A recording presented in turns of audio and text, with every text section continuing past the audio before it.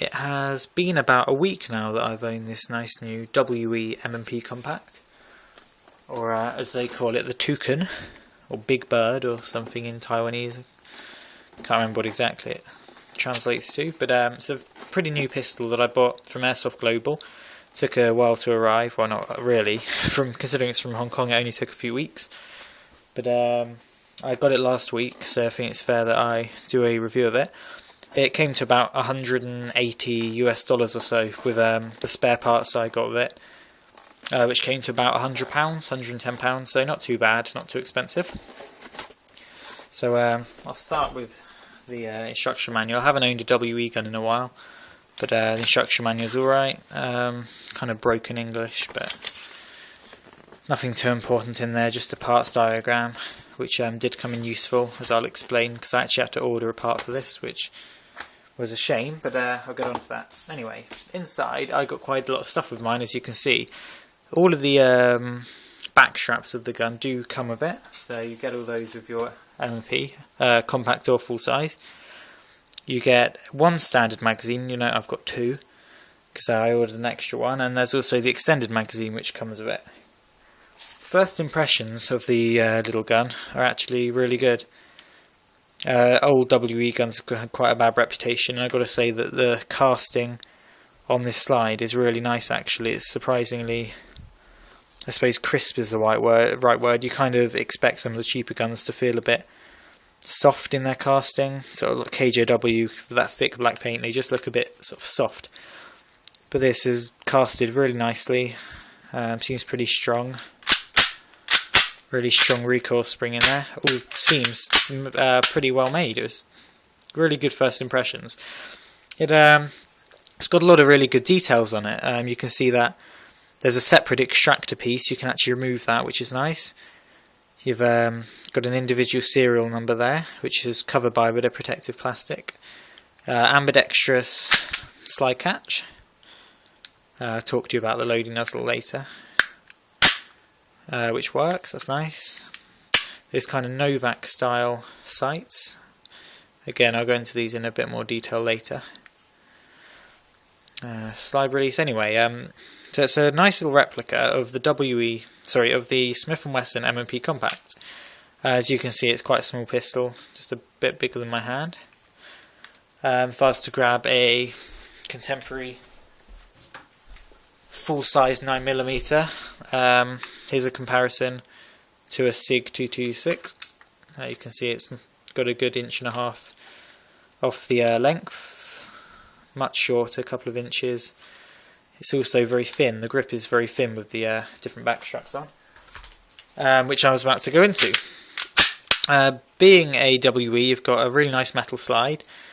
The frame is polymer, just like on the real one, and it is a really nice polymer actually. I was surprised. It's textured nicely, feels very strong. There's virtually no flex in it. Really nice polymer. Something you'll notice here is that it comes with quite a few of these different back straps.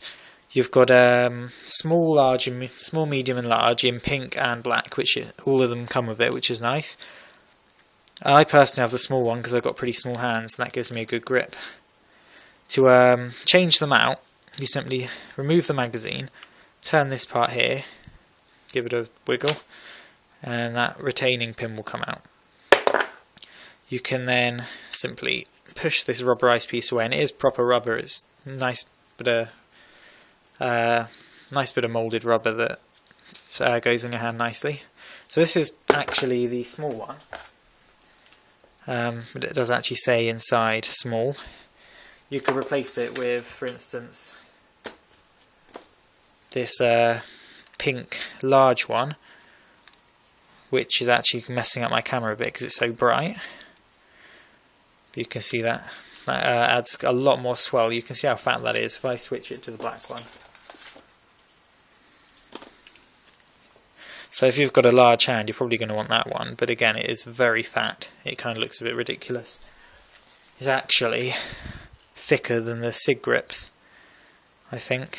Yeah, feels a little bit unnatural to me, which is why I stick to the that's medium and that's small. I personally stick to the small one. Just put it back in like that. So yeah, it's a really nice feature that comes with all of those. Other things it came with is a single, well, it would have come with a single, I ordered another one.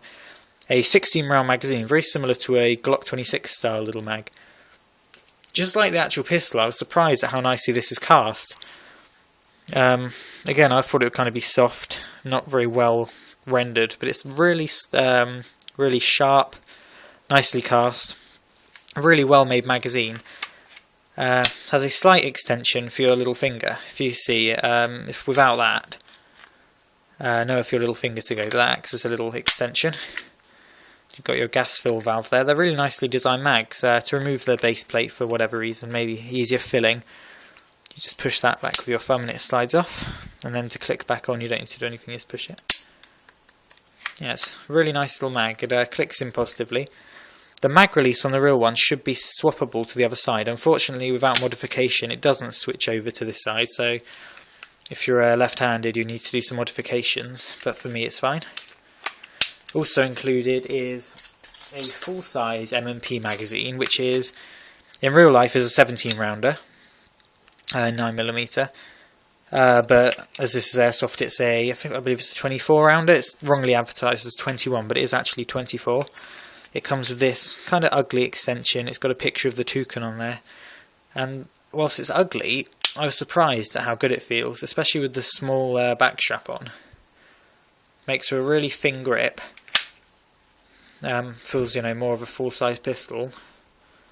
And it, works surprisingly well, actually. It goes especially well with the thread adapter I bought. Since it's a WE pistol, the barrel is internally threaded, and I bought the adapter to take advantage of that. Essentially, as you can see under this thread protector I have, it is a 14mm thread that screws straight into the barrel. I don't actually put a silencer on it, I just like the look of it with the thread protector on, so I put that on. And I think it looks pretty good. It balances it out a little bit more when it's like that, so it's nice.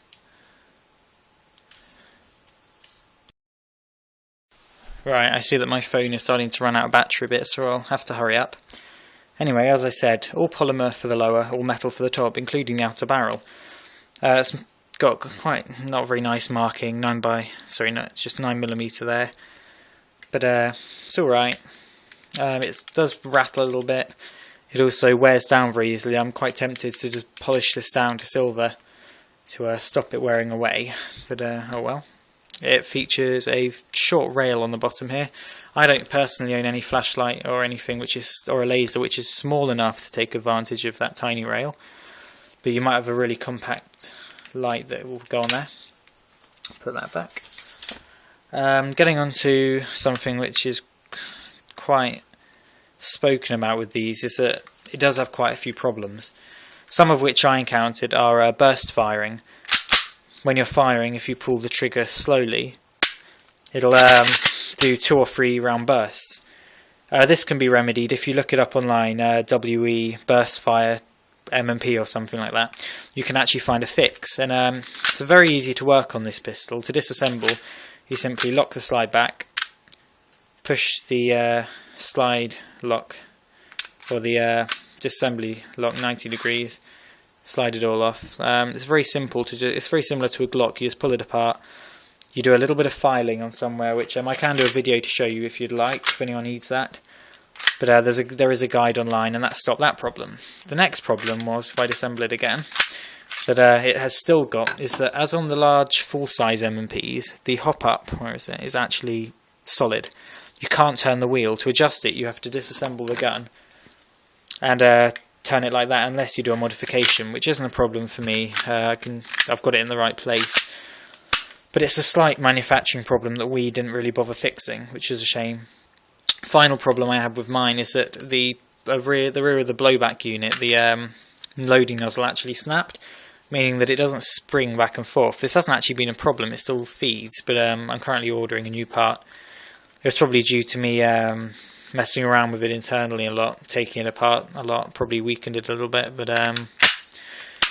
Oh well, we are quite good it seems with parts, so I'm getting a new one of those. Trying to think of what else I can talk about. I'm trying to keep this short. Controls are metal, the trigger is plastic and is a kind of a two-stage design. You've got the top bit here, which if you try to move that on its own, it won't. The bottom has got to be pulled for it to move, which I don't really see why it's a safety feature, because if you're going to accidentally, if something's going to rub against the trigger, it's probably going to rub against that part anyway, so it doesn't work as a great safety feature as it is. Let's have a look in there. It's just a very standard striker-fired kind of blowback design. Nice fish scale slide serrations. The sights are noteworthy. They're painted quite poorly, to be honest, but it's actually fluorescent paint. If I switch off my filming light here, and if I go turn off my main light, you might actually be able to pick up these sights. Let's have a look. Maybe not. Well, anyway, the sights are indeed fluorescent, which means if you go over to a lamp like this, which I've got filming, hold it under there for a little bit. So say you were at airsofting outside, got lots of sunlight on them, and then suddenly you went inside. Oh, there we go. Suddenly you went into a CQB environment inside. This is quite useful because you have got the glowing sights. They don't last for too long, but they do definitely work. And it's a nice feature actually. Just instead of plain white dots, you've got those little green ones that glow pretty well. So yeah, good sight picture. All metal slide, even that textured part is metal, so durability should be good on all kinds of gases. I personally do use 01 Pro gas still with this because the performance is still pretty good actually. If I show you a few shots here, as you can see it's got a lot of kick. For something of this size, something that the new WEs definitely have is a good kick. Even better actually in the full size magazine, which has more gas in.